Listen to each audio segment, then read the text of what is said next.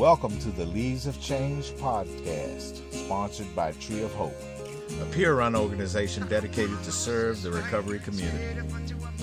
Our hosts are Melissa Caffarelli and Nick Borowski. They regularly bring you inspirational stories of hope and recovery.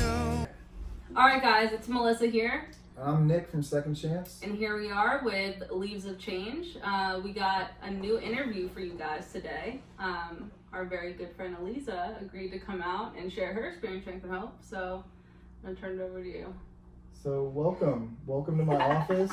Thanks for driving out here to Potomac. Yeah, it's fancy out here. Yeah, I know, right? I feel extra fancy every time I pull up. I feel extra broke. Pulling up in my Prius with all these fancy cars around. Hey, but you have a car. I know. Trust me. Quality of my problems today. We want to talk about the gifts of recovery, right? Yeah. And like what we've gained throughout this process, you know? Yeah, so just how did it all start for you, though? You're finding recovery, getting clean, and... So, when I was younger, I was super anxious. And I didn't know I was anxious. My stomach just hurt all the time. And my parents started taking me to doctors, and the doctors were like, there's nothing wrong with her.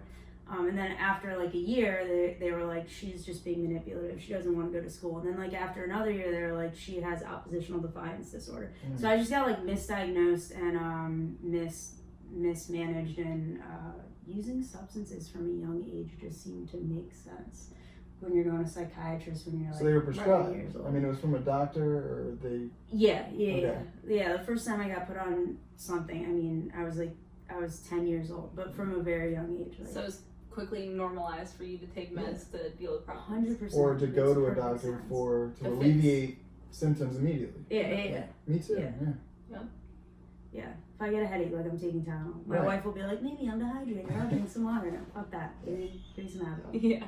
You want to plug any of these medications that you were on? For me, it was Ritalin. You know, I was part of the... That was 90s. number one. That was number one. That was the first. But they needed to give me something for anxiety because I was biting my nails as a result of and not That's sleeping. when I first knew like that this was gonna be a problem, like that I was gonna be an addict, like for sure. I was prescribed Xanax and I liked it way too much. Right. And I was like, this is... What age? I was probably like 15. I was in high school. Like, what adolescent teenager has so much anxiety that they need to be prescribed alprazolam? You know what I mean? And I knew quickly Like to lie to the doctor and knew exactly what to say to get what I wanted. Yeah, Like, and did they offer increase your dose over time? Yeah. Yeah, but you knew not to push it too much. You knew to be like, Yeah. I think if I had 2 a day. But then the refills would run out, and then I was like, shit, what do I do? And then I started doing other things. I had unlimited supplies of benzos when I was younger. Like, my anxiety was so bad, I was put on Valium, Xanax, and all of Klonopin, them. and like, yeah, you name it, I was on it. Long acting, short acting. Because of my misdiagnoses, like the first time I was hospitalized, I was 14 years old in like a psych ward, and I had been misdiagnosed somewhere along the lines of bipolar disorder. So they wouldn't just put me on like a regular SSRI for anxiety because you're more likely to commit suicide, I guess. It's like contraindicated to prescribe. So they just gave me, once they properly diagnosed it, like a pretty obscene amount of benzos, which you guys probably know has like a chase your tail effect, right? You take it and your brain responds by making more receptors for anxiety, so you can become more anxious, and then just spiraled. Yeah. So they basically prescribed you substance abuse disorder. Yeah. They just... Yeah, I mean, I remember like nodding out at psychiatrist appointments. I nodded out during a psychiatrist appointment and got diagnosed as narcoleptic and put on Provigil, which is like a heavy duty medication they only give to like cancer patients and It's a stimulant? Yeah, I guess. I didn't know it was a Wow. big deal until like a friend of mine was like, my mom's on How that. did you She has get cancer. that? Yeah, like Wow. what the fuck? Yeah. Wow. Yeah, I can relate to Yeah. that. So then kind of what happened? When did you try, I guess, like, discover illicit drugs? Like, what was your mindset at that point? So this was like before I was diagnosed with like panic disorder and agoraphobia, but I got kicked out of the first school I was going to since we moved here. My parents like fought against it and then got me into like a special program, which was like a big misplacement. And then like when I was hospitalized, right before that, I was kicked out of all Montgomery County public schools. But I think somewhere between like 8th and 9th grade, I had like smoked weed for the first time and was like, this takes me out of me. This is great. So yeah. Like, what music were you listening to? Was there anything? Was there I any? still listen to the same shitty Was there music any? I listened to Really? back then, yeah. Was there any influence like from pop culture or? Because for me, it was all like the beat writers. You know what I mean? Like, That's right. When I first met you, you were all about beats and making beats. I no, remember the that. beat writers. I still make beats. Oh yeah. Like you know, Hunter Thompson, listening to the Doors, growing my hair long. It was for me, it was like a whole lifestyle. And I wonder if that was kind of the same to you. To be honest, to be perfectly honest, like I have a terrible memory because I was so anxious for so long, like all that cortisol on your brain basically like wipes out your memory. That plus being like on an obscene amount of benzos, like my entire childhood, I have like bits and pieces, but yeah, not a.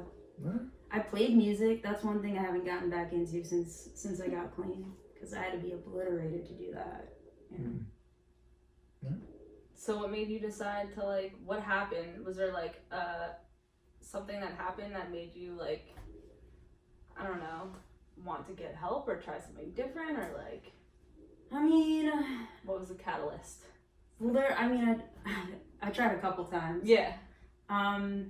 The first time it was like a couple weeks of a $300 a day habit, and just like I would cop and be like, all right, I won't have to go back downtown for another couple days, you know, and like by the next morning I was like, fuck me, you know.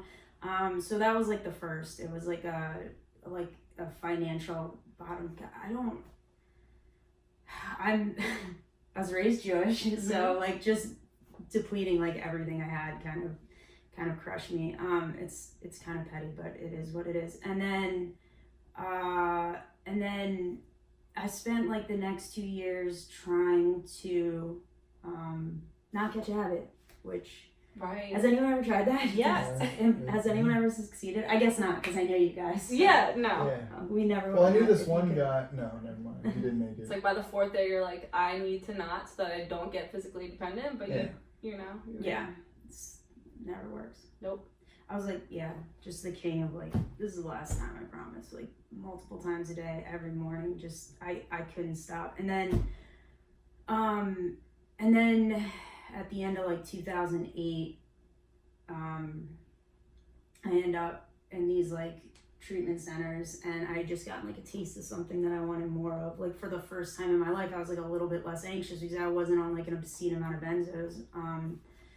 And I wanted more of it, and I came back to the same area because I wouldn't go to a halfway house in Florida, and nobody was talking to me except for like my bandmates. So I went back to the same people, places, and things, and like within like well before the end of that week, I was like sitting there with a needle in my arm, like how the fuck did I end up here again? It's like that wasn't the plan. 100%. You just go on autopilot. Yeah. You know? More than anything, like I wanted to like not use, and in doing that, like I had realized that like maybe I didn't want to use for years. Like it had done nothing but like destroy my life. I was unemployable. I couldn't keep a job. I couldn't do school. I couldn't do anything. Like everything I tried failed. And yeah, everything kind of came crashing down. I mean, it took me like a few years in recovery to realize like just how miserable I was like the last couple years, because when you're in it, you just don't know. That's just like your everyday. That's your normal. You know what I mean? So yeah. And once you're in it, like you cannot imagine yourself not in it. Like I could not. I thought like I told myself for so long that people who use like me just suffered. We just died. We just go to jail. Like there's no hope. Yeah. And then it took. I was one of those bougie people that like even the people that got clean, they didn't use as hard as me. So like I can't even listen to them. I had these weird thoughts. But like a lot of people like would always think like, oh, I'm not as bad as them. Yeah. I felt the opposite too. I was like, damn, I'm so much worse. Right. Than And at some point like in my addiction, like that was a badge of honor. Like I'm so totally. sick that like I put up this wall, but that's how sick it was. Like I think it's like a survival mechanism. Anything to separate yourself. Yeah, it's like I'm different. I'm Yep. so in order to like rationalize the choices that I continue to make. Yeah. But Even like in recovery, like the shit I tolerated, like in early recovery, like you could treat me like garbage for a long time. Now, if like something's uncomfortable, I'm like, yo, this isn't right. Like I'm too good for this. How did you build that? Like, how Yeah, did that's you build that? self-esteem, Yeah. right? That's yeah. I mean, recovery. So I was lucky enough to be just completely like miserable and desperate and just beaten. I was thoroughly beaten. Like I had no more ideas. I had exercised every idea to try and like use successfully, because you gotta understand, like the level of anxiety that I had, like you cannot convince me otherwise that if a doctor could prescribe like heroin, they would have. Like I honestly believe that thoroughly. Like I couldn't imagine not using. I just couldn't.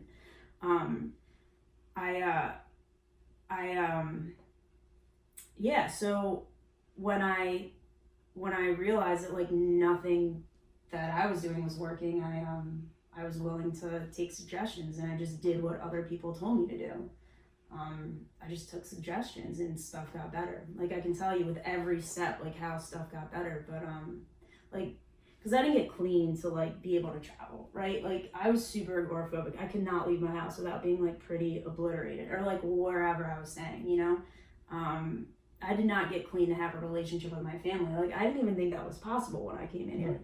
I sure as shit did not get clean to go back to school. Like I went to so many different high schools, and I mean, by like my end of 9th, beginning of 10th grade year, like these were like harm reduction schools. They weren't like, let's prepare this child for adulthood. It was like, let's keep this individual out of prison, you know?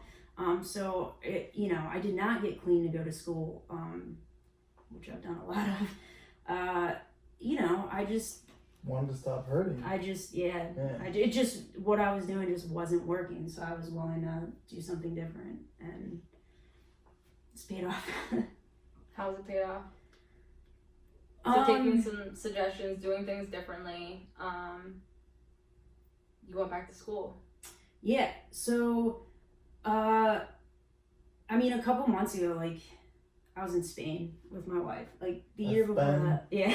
So you traveled also. Yeah, like I've. That's what it said. Every like almost every year I've been to Iceland, I've been to Israel, I've been been to Mexico. I've just been like, I couldn't leave my house. You know what I mean? And the going back to school thing. I mean, I was able to apply these principles that I learned in recovery to like every area of my life. Right? That's like, what it's all about, right? Yeah. My parents sent me to psychiatrists, psychologists, social workers, like you name it. Like they sent me to like the best professionals, like but you know, I throw like $1 in a basket at the meeting. And, like, right. That's it. I'm doing the work, and I still do it. Like I was at the Monday night step working meeting last night, like working on my 3rd, 4th step, just digging at some childhood trauma, you know, like getting in there.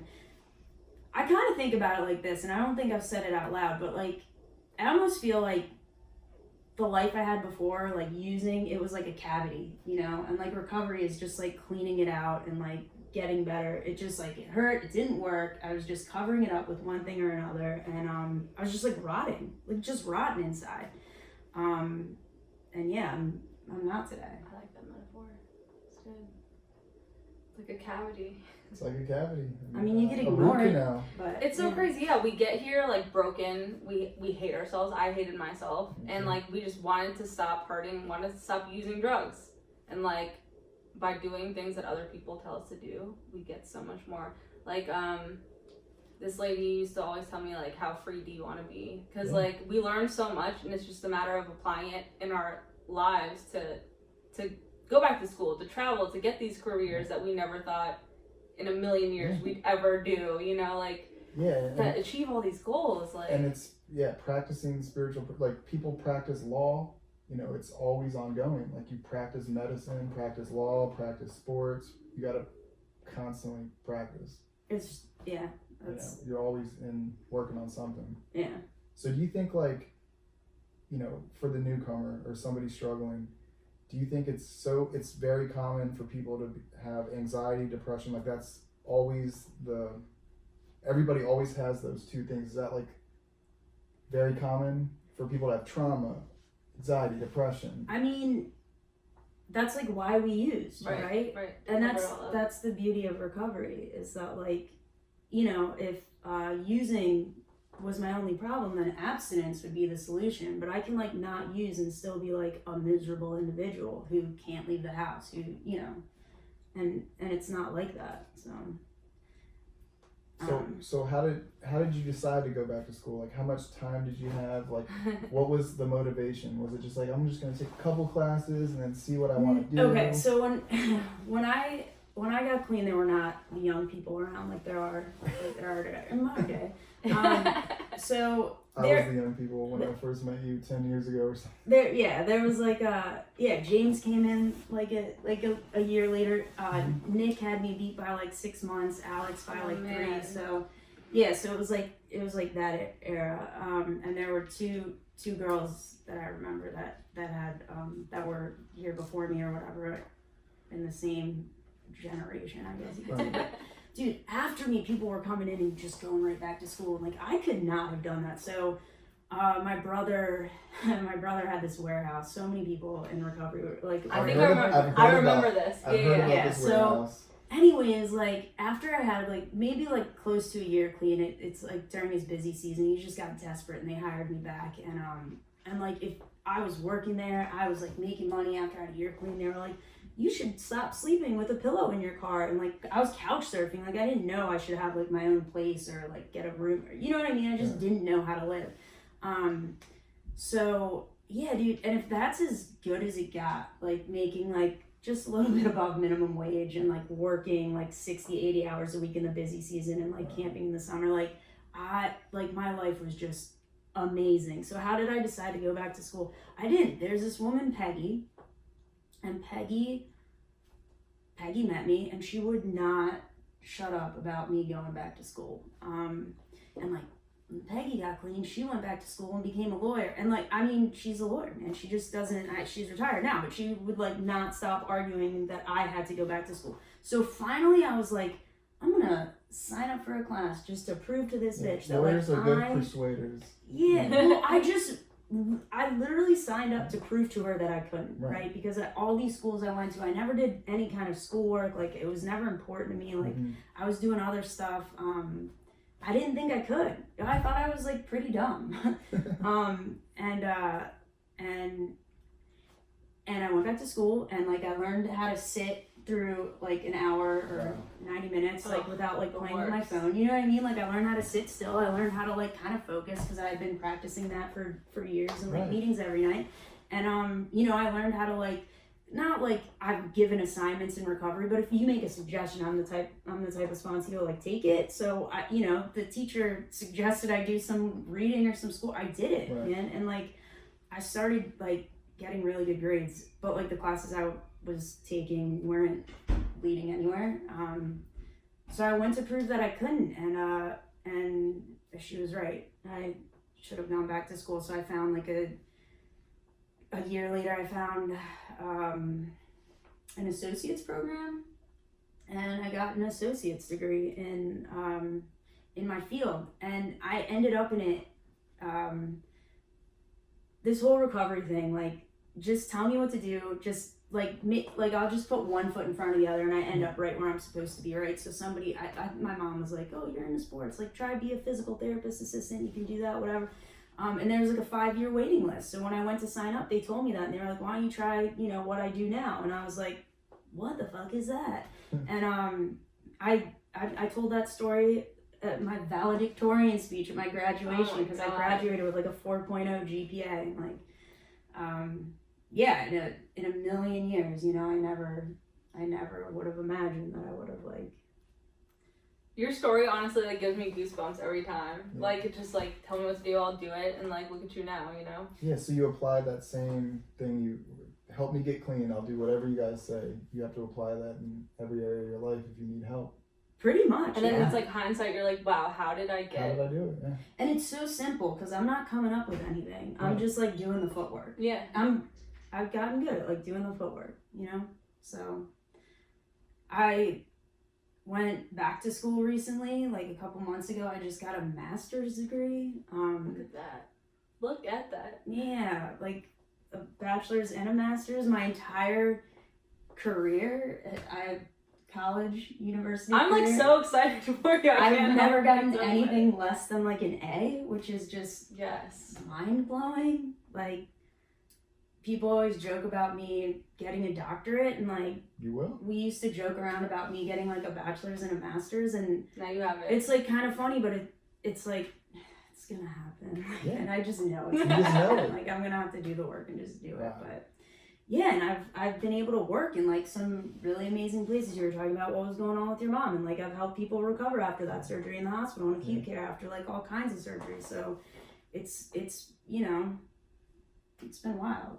I can just tell you're proud of yourself too. Like that feeling of being proud of yourself.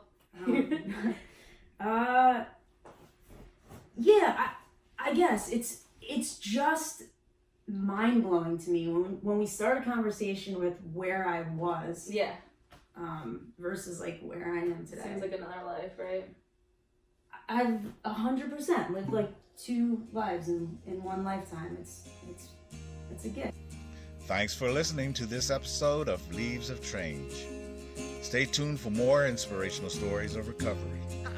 For more information about Tree of Hope and more podcasts, check out www.treeofhopeassociation.com.